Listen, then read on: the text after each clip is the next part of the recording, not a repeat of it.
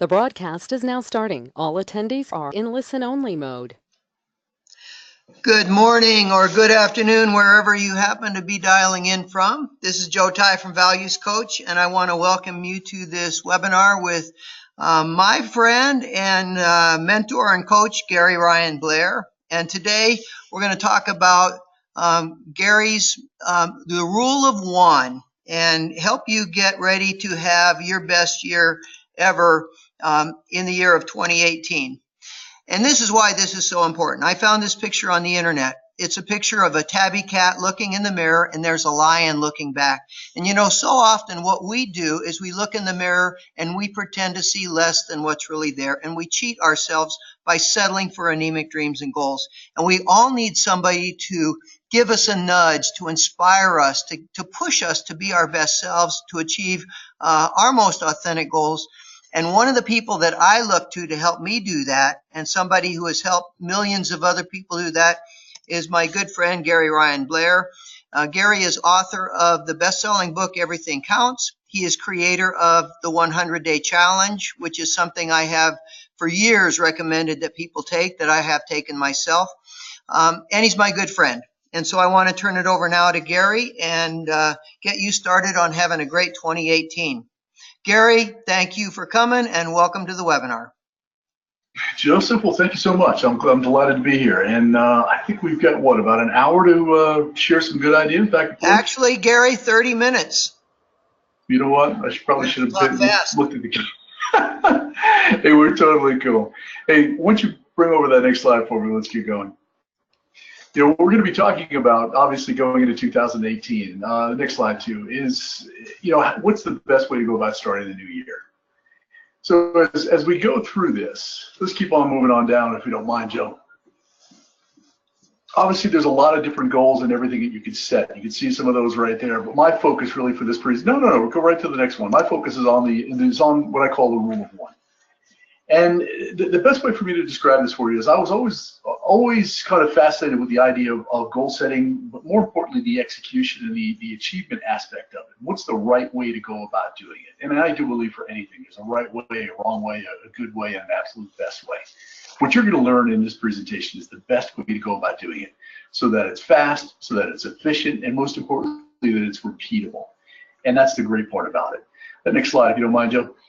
The best way for me to define this is very, very simple. But instead of going with a long list of resolutions in the new year, and that's one of the biggest challenges I have, and I think one of the reasons why most people fail to achieve them, is they simply try to take on too ambitious of a list. So let me just park it here for just a moment and give you a couple of ideas. Joe, you and I have spoken about this in the past, so maybe we can kind of just stay on this one slide for a little bit. But, you know, 2 years ago, I do this each year, but I go through and I'm like, what is the one goal that would have the single greatest impact, the most what I would call strategic byproducts on every single aspect of my life? And in this case, I was focused on the business. I did one for the business, one for my own personal life. And I had chosen that I needed to build my email list, and that was going to be the core focus.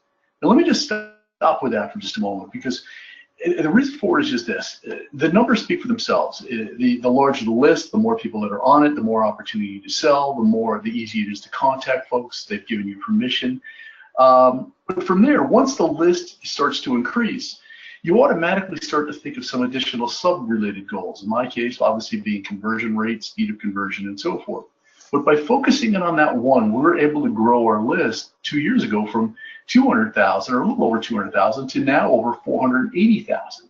A pretty substantial jump in a short period of time, but a lot of activity and initiatives went into that. And as a result of that, we've had a threefold increase in sales. So I know this concept works, and maybe you may have a question on that, or can you speak to the validity of that?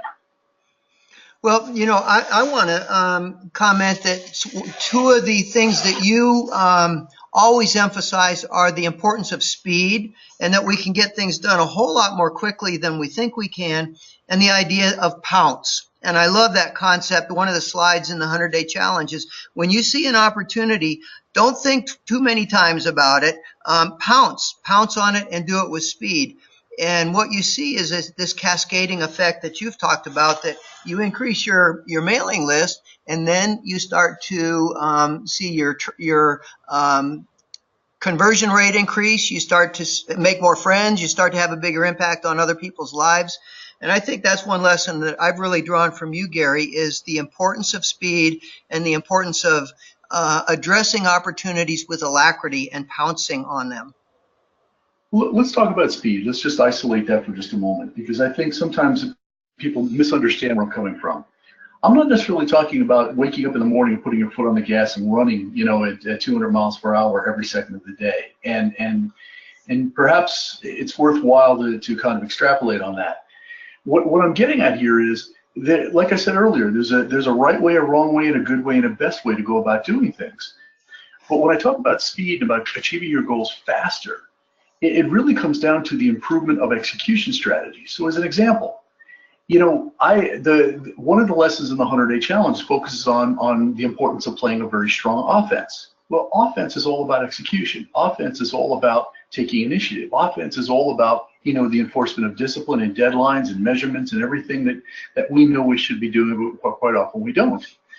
Adversely, and this is the challenge, is, when you engage in procrastination, self-doubt, worry, pity, or anything along that way, or you're just slow in execution, essentially what you're doing is, these are counterproductive strategies. And it takes you a very, very long time to go about achieving anything. And, one of the questions you have to sit back and say to yourself is, well, why is it so important to achieve your goals fast? And let's focus in on that. Now, my intention here is not to hurt anybody's feelings in any way, but just to speak the truth. But the fact is, we're all playing a high-stakes game of one and done. I mean, that's it. We've got one life with which to achieve everything that we'll ever do during the course of our lifetime. And I do believe it's in our best interest to get serious about upgrading our execution skills and learning how to play a strong offense. The benefit of that is that you start to achieve more, you start to enjoy more fulfillment, you start to do it at a much more rapid pace. But that's where the trouble begins, because people, honestly, they think that they have time. So let's stick on that for a moment. For all the things you might want to experience in life, we've got to realize that time is running out. And none of us know when the last grain of sand is going to fall through that specific hourglass of ours. So if you think about it, time's running out for you and I to become the person we've always wanted to be, to make the difference we seek to make, to produce the work that we know that we're capable of. We have to look at it and say, where is the urgency to action? Why do we allow ourselves to procrastinate, to enforce, uncertainty, indecision, lack of initiative, and so forth, or make excuses? But to give you a few examples, as a parent, the practice, your children are growing up quickly. To go from 0 to 18 happens fast, and you need to be in a hurry to teach them, to shape their character, to ensure self-reliance, to make sure that they're fiscally responsible, to teach them how to hold a knife and fork, but more importantly, to have good nutritional disciplines and so forth. But we need to realize that it's important for us to enforce a little bit of speed and urgency. Same thing with entrepreneurs. I mean, we've got to be in a hurry to add greater value, to dazzle and amaze, to find a way with which to impress anyone who comes in the door, if you will, quickly and consistently. If you don't do it fast, you lose people, in the same way that if there's a customer complaint, if you don't respond to it with some sense of urgency or initiative or speed or whatever, you'll lose it. So to me, speed of execution has got to be something that we all build into our daily discipline. We just need to understand the importance of it.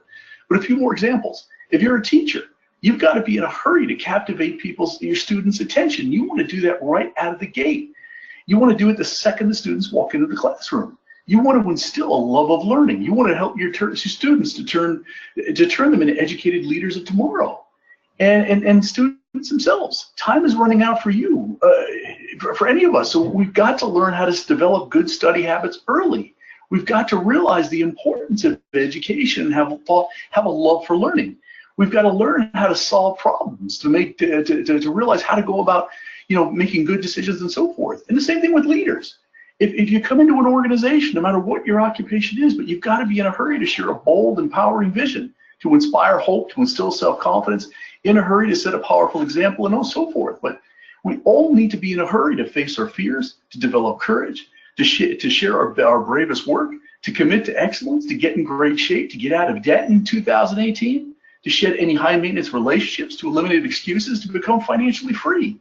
And it's so important that we realize that the avenue, if you will, the vehicle for us to make the greatest impact on our lives is clarity of purpose, know exactly what we want to be able to achieve, and find a way with which to be able to execute in the best way possible. And obviously that's where I spend the majority of my time on, Joe.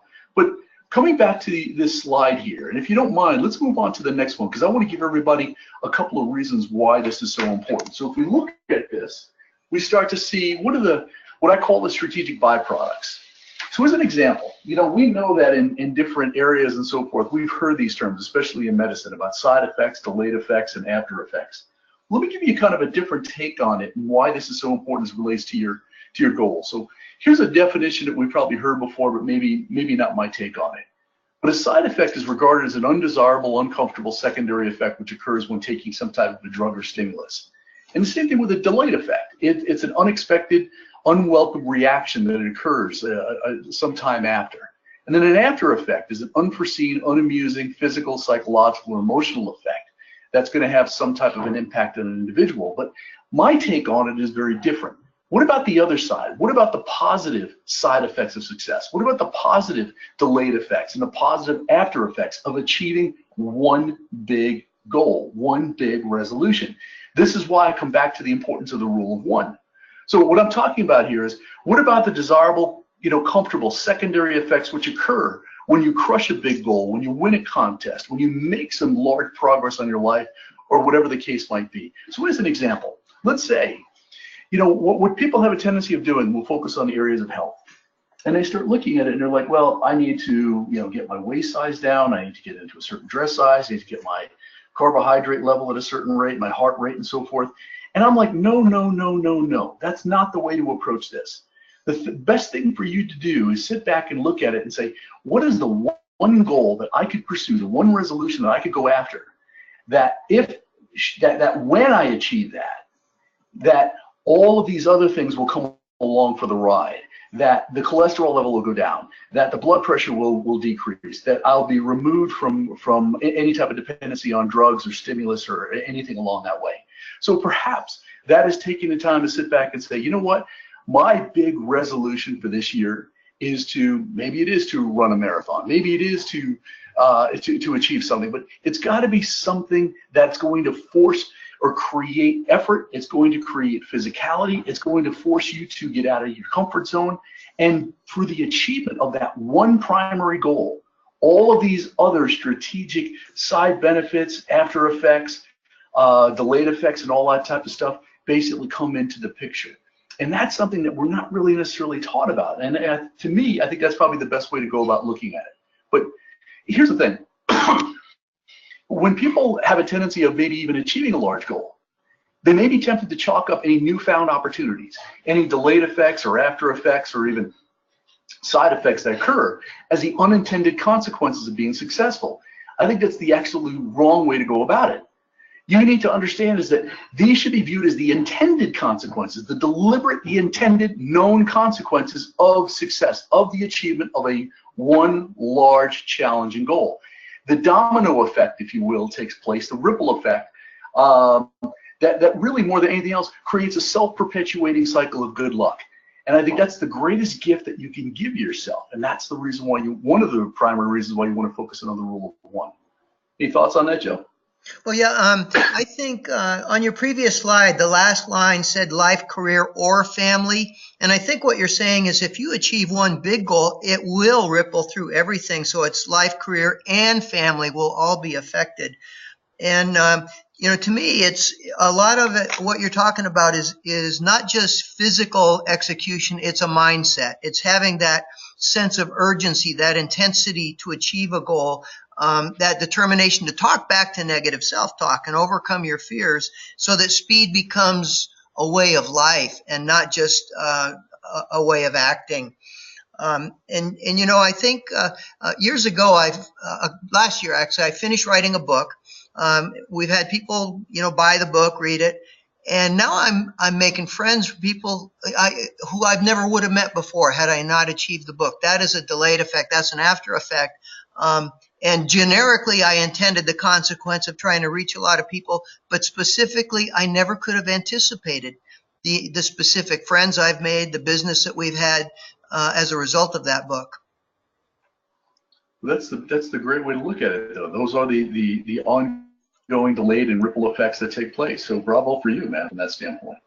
Joe, let's get into a couple of other things onto the next slide, if you don't mind, and talk about kind of, how do you go about doing this? What are the reasons for all of this? So when it comes down to the idea, and we'll go through each one of these pretty quickly, but there are three primary reasons why you want to focus in on what I call the rule of one. First, obviously, is simplicity.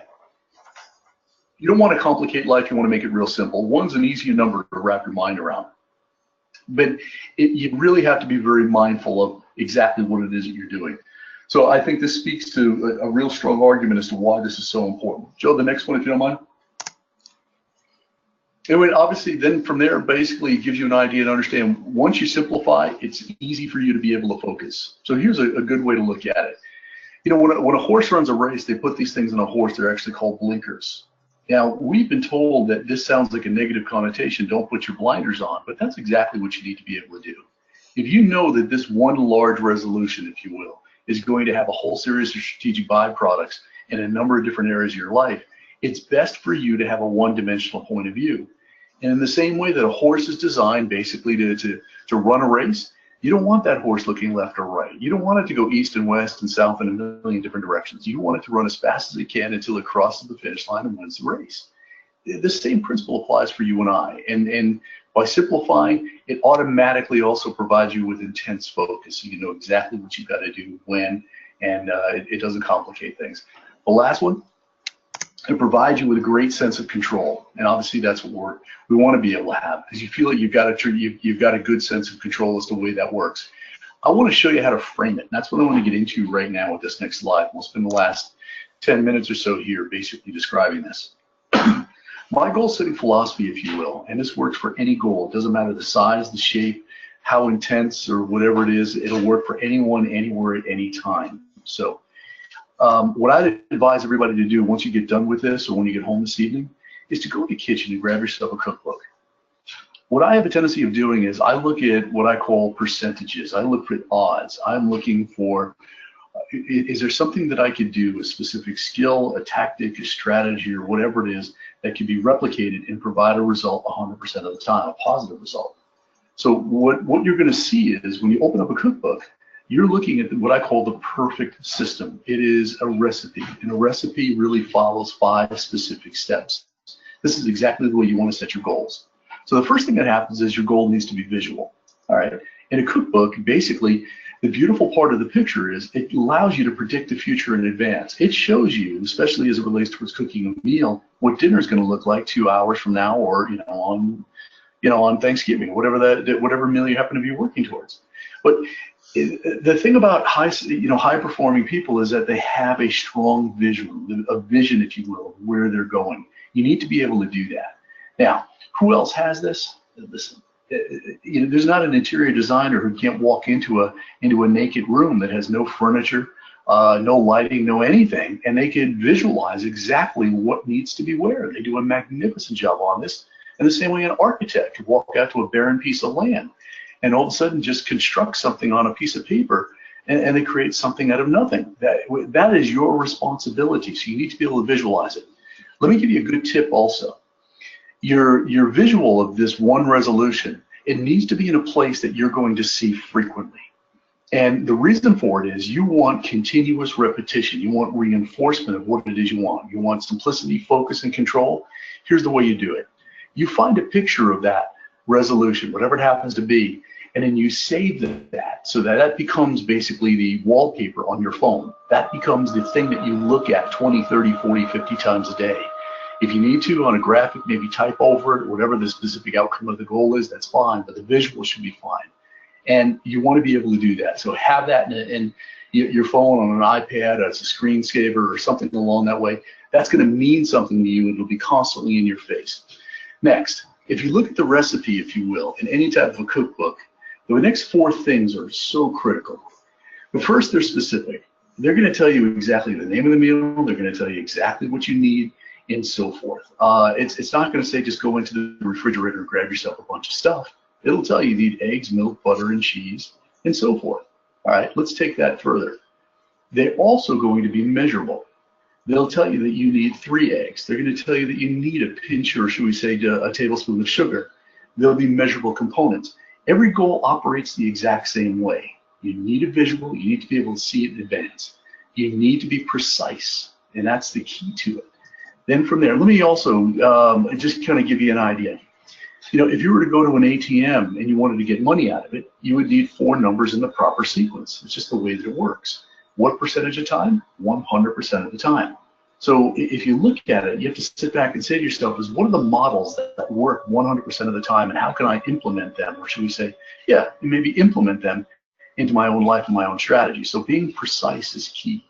The measurable component, absolutely critical. So for you and I, we need to know on a day-to-day, week-to-week, month-to-month if we're on or off target. And built into the work that I do is a discipline, basically called an after-action review. So and very simply is this. Listen, if you're 2 weeks into the 2018 and you already see yourself going off target, you need to be able to basically look at it, analyze it, and say, what am I doing right? What am I doing wrong? What type of course correction do I need to be? And the only tool that allows you to do that is some form of measurement. From there, all the ingredients in that cookbook are also going to be sequential. There's a reason for it. In the same way that you go to that ATM or you dial a phone number or anything along this way, you need 7 digits, or in this case with an ATM, 4 digits, but you need them in the proper sequence. As long as you do that, you get the positive outcome, the positive result that you're looking for. Same thing happens in a cookbook. It works that way. So as you're working on your plan, if you will, for 2018, it's got to contain all of these 5. The last one, there's time. There's time and temperature in a cookbook, if you will, but for you and I, it's a deadline. To me, the greatest inspiration that's ever existed is a deadline. Let me give you a little bit of proof to this, because we're as long as we stay on this idea, if you will, of a cookbook, let's just go to the cooking channel and cooking shows. You know, it's amazing what you find is that, you know, you've got so many different types, from Cupcake Wars to a whole bunch of different stuff to the Iron Chef. But essentially what's happening is there are competitions. And in these competitions, there's deadlines. There are rules, of course. There are ingredients, yes, and all of that type of stuff. They've got to be creative. But there's a deadline. In 30 minutes or 60 minutes, when the clock ends, you've got to have all of these meals prepared, cooked, ready to showcase and be, and somebody critique it. It's just the way that it goes. But that deadline facilitates massive action, and you see people run back and forth all over that kitchen, all over the place. Now, I'm not saying you want to live your life that way, but what I want to do is just this, is that in order for you to achieve that type of an outcome, to achieve a demonstrable goal, it's going to require some extraordinary execution skills. That's what it's all about. So if you follow this recipe by making sure that your resolution for this year is singular, that's number 1, perhaps the most important. The reason for it, you want to have a whole series of strategic byproducts. So it needs to be big and large, that once it's achieved, there'll be a whole series of additional goals, or should we say outcomes, that will come along for the ride. That's a beautiful gift you give yourself. From there, needs to be visual. You need to be able to find some type of a way to remind yourself on an ongoing basis. Get it out of a magazine, rip it outside of a calendar or whatever it is, but whatever you happen to be working towards, maybe you can just write it down and put it there. Just get it somewhere where it's visual. The goal itself needs to be very, very precise. And here's the reason for that. Listen, if we're going to come to your house for dinner or something and say, well, I live in Chicago, that's fine. We'll see you in Chicago. Well, can you be a bit more specific than that? Maybe you can give us a suburb. That's fine. Maybe you can give us the name of a street. You're never going to hit a target unless you're absolutely precise.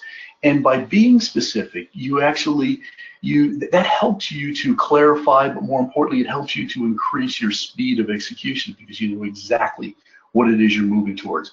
When you're ambiguous, when you've got just kind of real rough resolutions, it's trying to hit the broadside of a barn. You're all over the place, and you certainly don't want to do that. So you want the single best way to go about doing it. This is what you've got in front of you. You want to be able to measure, and here's the reason why. Every day you're going to engage in actions. Every day there are going to be results of those actions. you're going to know very quickly if you're on or off target. Therefore, it's important for you to have some type of a consistent measurement system that allows you to adjust behavior accordingly. And that's really what a measurement is. It's a behavior modification system. Last two, sequential. You've got to break it down into a series of steps, just the way that it goes. That's so extremely important. So once you get into a rhythm and you figure out exactly what's going on, what are the things you need to do and in what order? That's important. And then last, you want a series of deadlines, and those deadlines need to be in place and need to be enforced. Probably one of the greatest abuses that take place in people's lives. They know it, they understand the importance of it, but unfortunately they fall short of the implementation aspect of it. But deadlines, ultimately, honoring them, protecting them, enforcing them, that's the key. That is the key to making sure that you're using time wisely, and you're really you're using your talents and expertise, and most importantly, using your life wisely. So there we go, man. That's a rule of one. That's a little recipe, if you will, to work with. And I think if you follow that, you'll be in really good shape going into the new year. So, Gary, we have about 3 minutes left, and I wonder if you could take a minute and share the 100-day challenge, and then I would like to tell them about the event that you and I are going to be doing later in the spring. I'll be happy to. Why don't you give them a visual of that? I think it's the next slide over. Okay. So what you're looking at really is the inside of the 100-day challenge. The best way for me to describe it is just this. Years ago, I came up with a model. Obviously, it's matured into what you're looking at here, and it was designed to show people how to get more done in a very. I use the line how to get more done in 100 days than most people do over the course of 10 years.